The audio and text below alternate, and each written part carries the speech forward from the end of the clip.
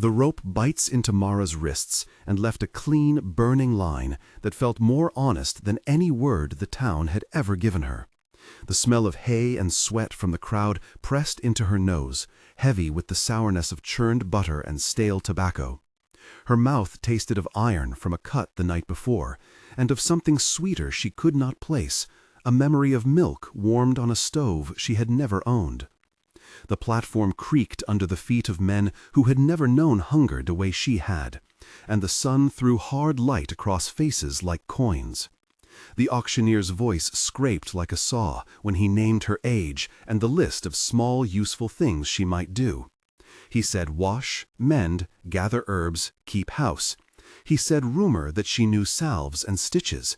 He clicked his tongue and smiled the way a man counts grain. A useful hand, he called, his fingers moving over a ledger as if she were a ledger. The crowd breathed, the bell at the meeting house tolled, and the offers began like pebbles thrown into a shallow brook. A stinging shame heated her cheeks, but she held herself still. To move was to invite a blow, and then worse. A man with a scar that ran like a river across his cheek bid small sums, and the murmurs of the market spoke of debts and favors owed, and the way a body could repay a long debt. Then a voice cut through the hum, low and even, and the space around it filled like a cup with cool water. 100 coins, it said. The words landed like a plow, and the crowd rearranged itself, bodies pivoting as if led by an old clock. He stepped forward, in plain clothing, coat neatly mended, boots dusted but not worn through. He smelled of cedar and of rain on packed earth. Men bowed their heads. Mara's heart lifted and then fell in the same beat. Do not hope, she told herself.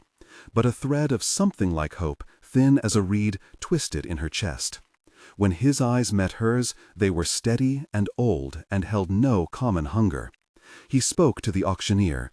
Take her to the ridge, feed her, keep her used. His voice was a command and a promise, and removed the last pretense of choice from her. He did not speak of affection, he spoke of need and of order. They fastened new ropes at his command, and her life, sold like a pail or a plow, was folded into the long, quiet shape of his reach. As they led her away along the rutted road that cut through fields and scrub, every step pulled memory from her like a thorn. She thought small, stubborn vows. She would keep to herself. She would not cry aloud at night. She would learn the times of prayer and the times of labor. For now, survival was a thin, bright thing she could hold between her two palms. The cart ride was a slow, gritty journey that smelled of leather, horses, and the faint, sweet rot of compost.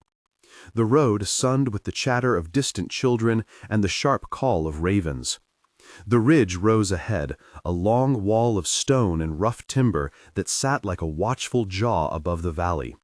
Mara watched it approach, counting the posts topped with carved symbols and the sentinels who peered down like owls.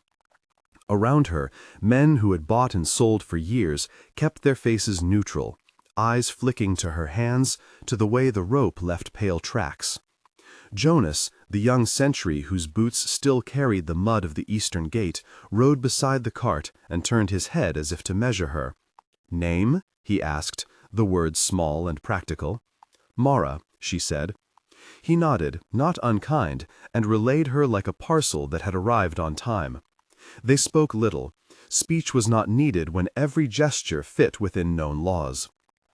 At the ridge gate, the air changed.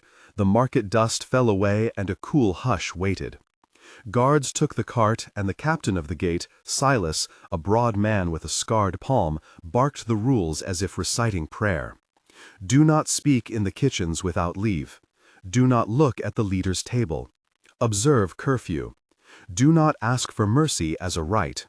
A woman here was property first and neighbor second until she proved otherwise. The leader, who the valley called Ephraim, though few used the name aloud, received her at the hall door without theatrics. He was a quiet man who wore grief lightly like a cloak. The folk whispered he was a widower now, his wife taken by fever 2 winters past, and the brood of his loss made him stern in ways that looked like gentleness. He did not smile when he looked at Mara. He inspected her hands, her jaw, the set of her shoulders. "She knows herbs," he said, simply to the steward Amish, and the steward nodded and pointed to the small room assigned to her near the storeroom. The rules were written and read aloud by the steward. "You will not leave the ridge without consent. You will not sit at the leader's table. You will not speak the names of those we bury without calling for a sentry. You will not look into the meeting house while the bell rings." Each rule landed on Mara like a cold stone. She learned them quickly because learning them meant less punishment. At night, in the cramped room, she breathed the smell of dried lavender left in a chest and counted the small stitches she could make in the linen folds of her new life. Life at the ridge was a slow re-threading into a social loom that had no soft place. Work was precise, practical, and often silent. In the kitchens, Miriam the cook moved like a well-tuned bell, palms always warm with porridge.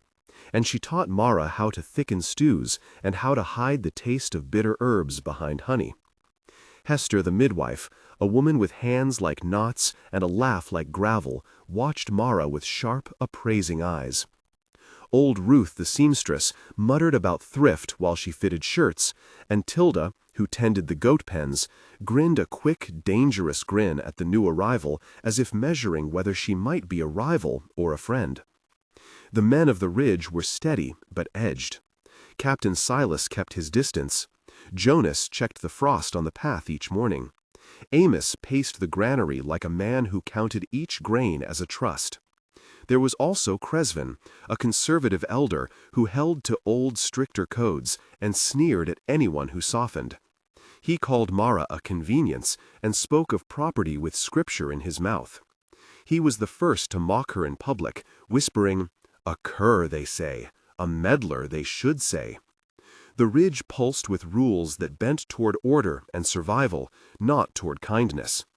Mara made herself small in the world, learning the names of the jars in the apothecary, the hours the sentinels changed watch, the prayer times when the bell pulled everyone into one slow rhythm.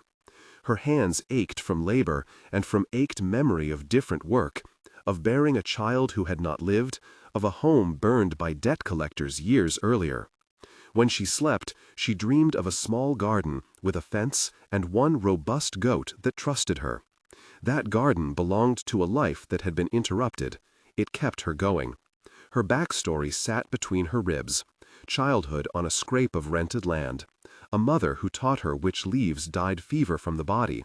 The man who promised safety and brought ruin. The loss of a brother to winter cough, and the long season of wandering before the auction. Each memory fed the needle of her choices. She had learned to patch both cloth and sorrow. Those patchworks would be tested at the next turning. The ridge tolerated the weak because they were useful, not because mercy was a virtue in itself. That logic stood until a boy stumbled from the western fields one twilight, breath ragged, skin mottled with a purple spread that crawled like vine across his forearm. He had been struck by a poisoned thorn on a pestering shrub, Cresvin said with a sour face, and the village healer was away mending a broken leg in the south. The boy could not sleep. His eyes rolled in small, frightened moons. Quiet spread in the hall as they carried him to the small infirmary where Mara had been allowed to sweep and set jars on shelves. She watched the men argue about leaving him to fate. "We have cocooned." "Let her," Cresvin said. "We cannot set pattern aside for one boy." Ephraim stood by the doorway, jaw flexed. His grief had hardened into a habit of measured decisions. Mara's fingers itched at the counter. A rule was only a rule until someone chose otherwise, she thought. She stepped forward against the current of stairs and touched the boy's cheek. He flinched at first and then settled as if some small animal recognized the palm that smelled faintly of tea and rue. "Let her," Hester murmured, a single crack of support. A hush fell. When Mara began, she worked as if naming stitches out loud. She washed the wound in water heated with willow bark, plucked the thorn with a pair of trimmed scissors, rubbed in a mortar-made salve of garlic and crushed bitter leaf, then wrapped the arm with linen soaked in vinegar to draw out the color that signified poison. She felt each movement like prayer and counted the breath of the boy like a bell. The room smelled of wet linen, of boiled roots, of the metallic tang of worry. Jonas hovered at the door, and the smell of his sweat mingled with the smoke of the lamp. She murmured to the boy, soft words she herself could not remember learning. The venom was old and slow. She repeated the steps of treatment, each technical motion measured. Cleanse, excise foreign matter, apply an astringent, bind to prevent spreading, then a poultice to draw out toxins. The process was small and precise, and after an anxious night, the swelling eased and the purple faded like bruises left by a hand. When the boy opened his eyes and smiled, there was a ripple like the slow coming of rain through a dry field. Cresven's face, which had been set in testy judgment, loosened into something like surprise. Ephraim watched Mara as if a wind had shifted in the hall of his chest. The act was a transgression, because it had set mercy ahead of law, and yet the applause that followed was the softest kind of assent the ridge would give. Now, pause for a moment and breathe. Something happened there that split a path for everyone watching. You probably felt torn watching a rule broken for a heart and a life.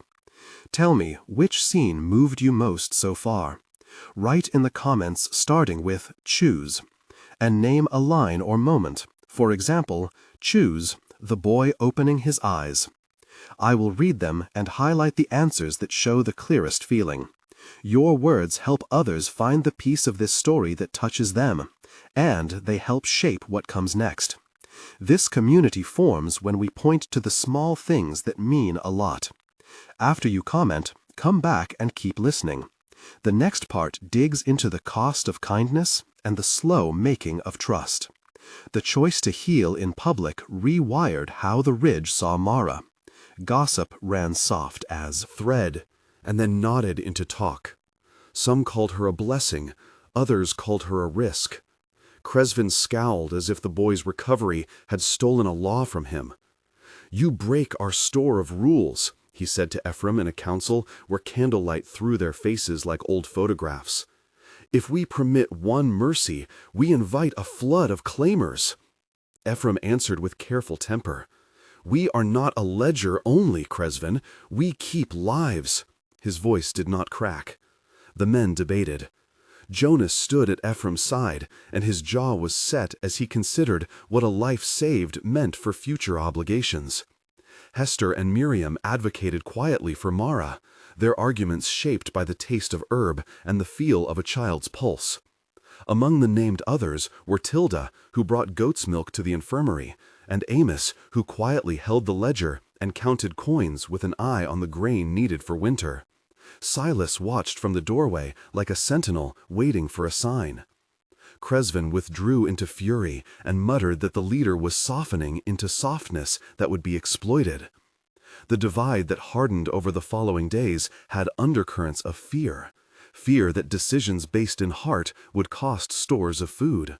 Fear that an outsider might change a way of life they had kept for generations. Mara felt the weight of those gazes as heavy as a farm stone, heavier because she had nothing to set against them but the skill she carried in her hands. Slowly, Ephraim began to meet her in small ways that were not commands. He asked which herbs she used and did not turn away when she answered. He allowed her passage into the storeroom to fetch boiled water and occasionally left a bread crust on her table. Those small acts were the first kindling of a larger heat that might become trust. The first field run came 2 weeks later when raiders from the north tested the ridge's boundary fences. They came before dawn, like foxes slipping between fence posts, and the alarm bell cut the sky sharp. Mara found herself braced in the yard, knee-deep in grit, heart tripping. Ephraim marshaled men by name, call and response, the cadence of a leader who had once kept a village through famine. Silas, guard the east gate. Jonas, double watch on the ridge path. Amos, secure the granary. Each order was a stone placed to stop a flood. Mara moved as a support, carrying water skins and tying bandages as wounds were taken. A young farmer, Sylvan, had his calf slit open by a thrown blade and bled slow and dangerous. Mara knelt in the dirt and saw his eyes roll with the fear of losing a life. She worked with steady fingers, suturing torn skin with linen and pulling threads tight enough to hold, but not so tight as to choke. The smell of blood, iron and leather filled her nose. Rope of smoke from the torches. Cresvin rode like thunder at the back, his face a mask of righteous anger toward what he still called softness. The battle was short and ugly, and ended when the raiders melted away with sacks of ill-gotten grain, leaving 2 men injured and a fence torn. At dusk, the ridge counted losses and mended what they could. Ephraim sat alone later with Mara, and asked of her past in a quiet that did not command, but sought. "Why do you mend?" he asked, as if he wanted to know whether the act was trade or creed. Mara looked away at the window and said, "Because I remember hands that needed me once." He listened, and in listen he found a thin bridge. They began to share work. He would watch the scouts, she would tend the wounded. The romance that grew between them did not start with touch, but with small mercies. A crust of bread handed across a table, a silence shared at dusk that became less like absence and more like company. Ephraim was slow and careful. He never used possession words. He called her by name in private, which felt like a key. When he noticed a scar on her wrist, he did not demand its tale. He simply pressed a cloth to it and left her to tell or not tell later. Mara's heart learned to watch for his foot in the hall, and for the way his shoulders relaxed when she was near. It was gentle and thoroughly confusing. Tension rose like a tide when Cresvin openly challenged Ephraim's rule changes in the great meeting. "You have opened our doors to claimants," Cresvin said, voice like flint. "Healed one, and soon hands will come asking for favors and pardon, and we will be undone." Ephraim answered with a steady gaze. "To protect is to accept cost. We are not the kind who turn away a neighbor in need." Cresvin's words flew like knives, and one struck true in the mind of Silas, who feared losing his iron steadying of the ridge. A plan formed in Cresvin's head and took root. If they could show that allowing what they saw as softness would endanger the ridge, the old ways would hold. That plan moved like a shadow to the place of betrayal. One night, a sentry's bell did not sound. A rope had been cut. A wagon was set aflame, and blame slipped easily on the shoulders of those who helped outsiders. The ridge woke to fingers pointing, and wounds reopened, old grievances chanting with new cause. Mara found a note pinned to her door. "Do not look for sympathy here." She folded it into her pocket like a seed and tried to plant calm over it. The men argued in the great hall, voices rushing. Ephraim's voice stayed steady, but inside his chest something like old sorrow tore along remembered loss. He thought of his late wife, of how a small kindness had cost them safety once, and of how it had been their only solace then. The pressure mounted until choices had to be made at the edge of a blade's flash. Betrayal struck in a place none expected. A trusted man, thought loyal, handed a vial of dark resin to Cresvan in secret. It was brought to the central kitchen where Ephraim ate a small meal with Mara and Silas, and in the middle of the night the leader's mug shook with fever.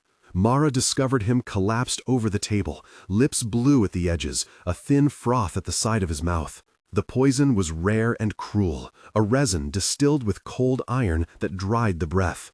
Her hands moved before thought. She tasted the back of the scullery spoon wood to know the resin did not hide a sweeter herb.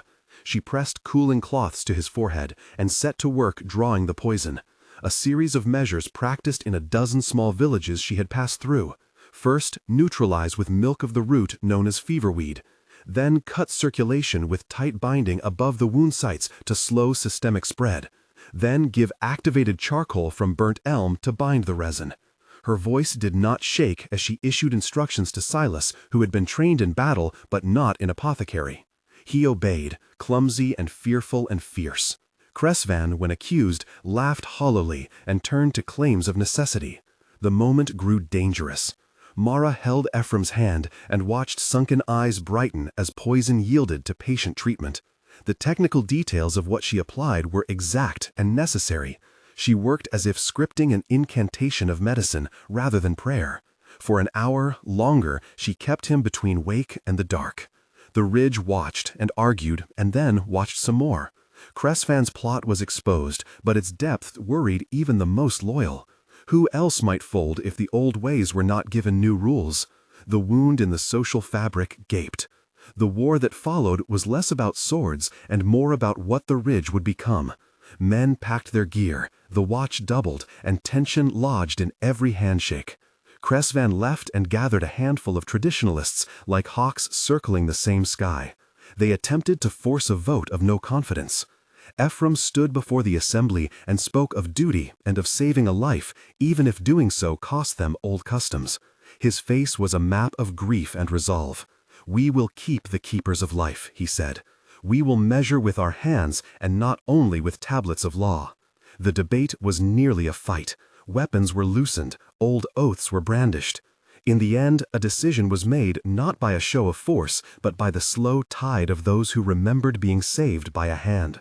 Jonas and Silas stood with Ephraim, Miriam, Hester, and even Amos. Of the boy and the farmers who had lived because a rule bent. Cresvan left the Ridge then, taking with him a bitterness that would seed future storms, but not carry the hill that day. The victory cost them in scars and in the knowledge that the next assault would be more calculated. After the dust settled, Ephraim walked to the infirmary and found Mara stitching a torn sleeve by lamplight. He sat and did not speak for a long time. Then he said quietly, "You chose the Ridge when it was lean." She looked at him and answered, "I chose to use what I know. That is all." He reached and took her hand and held it for a long time, as if measuring the pulse there. She felt a warmth coil and then settle. They began to build a life in the interstices of work and watchfulness. He did not claim her publicly as produce, but he did place a simple carved token on her table at night, a wooden disc burned with the mark of the Ridge. It was not a marriage knot, it was a pledge to speak her name at councils and to press for rules of care. The romance that threaded through them unfolded slowly. Conversations grew, and with them small intimacies. Ephraim sharing stories of winters when his wife sang to the seed grain, Mara admitting the taste of milk in her memory. They held hands in the dark when the bell tolled for sorrow, and they learned each other's silences. The Ridge watched, parting for them sometimes as if a river must find a channel through rock. A betrayal remained, a final attempt to unmake what had been mended. Cresvan, in the end, tried to strike at the heart by sending a knife to the great hall meant for Ephraim. The night it came, the leader stood between a row of men, and its metal winked under lamp heat. The blade found flesh. A thin slit opened along Ephraim's ribs during the scuffle. Blood warmed the floor like a sudden sunlit pond. Mara was there, at his side, hands slick and sure. The wound bled a slow, unkind red. She set her fingers into the cut and felt the ragged muscle underneath and worked to stem the flow. The technical process was brutal and intimate. Pack the wound with boiled cloth and a paste of crushed bark to act as coagulant. Apply pressure to stop hemorrhage. Tie a tourniquet only if necessary to preserve life over limb. Then sew with thread strong as trust. She did so, and all the while Ephraim's breaths came sharper. He looked at her and said, "Do not leave me to be ledgered again." She laughed then, a short startled sound, and whispered, "I will not." The pain was a sacrament. Cresven's men were taken and hauled away, not all by law, but by the will of a people who had seen a life saved and decided their law would include mercy. The price was near loss, and the Ridge paid it willingly. 1 month later, the small infirmary smelled cleaner. The wound on Ephraim's side had closed, and scar tissue had begun to knit like a careful seam. Mara had been given a small bed in a room that looked toward the eastern fields. The Ridge's meeting had adjusted its rules. A clause had been added to the book, simple language that allowed compassionate intervention in emergencies and required a council review afterward. Hester laughed and called it a stitch in the law. Children ran in the yard with a new game where they mimicked the motions of bandaging and called out orders like tiny captains. Jonas patrolled with a softer eye, and Silas often brought Mara extra bread without asking. The fields were quieter, and the gardens showed the first brave leaves of spring.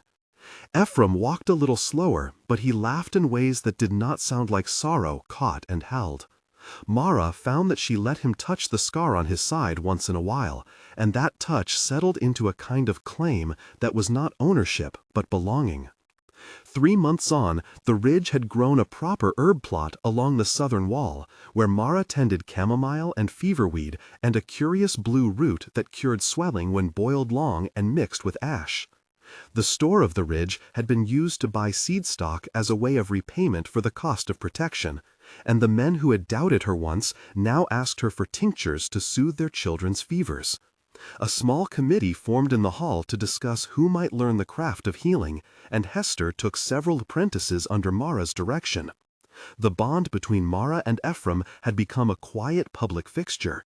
He began to call her by a name no one else used in the hall, a nickname given to her in private that sounded like home. They sat side by side in council sometimes, not as equals in rank, but as partners who had built a practical bridge. Cresven's departure had left a hole that filled slowly with other voices. The Ridge was not healed of all old wounds, but it had new stitches. Marriages were discussed at the warden's table with more thought given to care than to dowries. 6 months later, the Ridge had a small garden of medicinal plants that children tended as if it were play. They learned to press leaves and to mix salve, and a new ritual had grown, where each season they set a basket at the gate for travelers who arrived sick or hungry, and the Ridge would decide together whether to tuck them into the storeroom or send them on. The ethic had changed. Protection would include hands that could mend. Ephraim had started to instruct men in a watch that included tending the wounded, teaching that strength needed the skill of care to be complete. Mara walked the yard often with a small bundle of seeds and a knife that now carried the nick of work rather than terror. One evening they stood at the ridge gate and watched the sun slide behind the hills. Ephraim took Mara's hand and said, "You were sold, and you taught us to buy life back without price." She laughed and leaned her head against his shoulder, and he smelled of rain and cedar and something like peace. Children ran along the fence, playing healers and warriors, and for the first time in many seasons, the Ridge felt like a community that could hold both. The last bit of law in the Book of Rules read differently now. We are keepers of one another.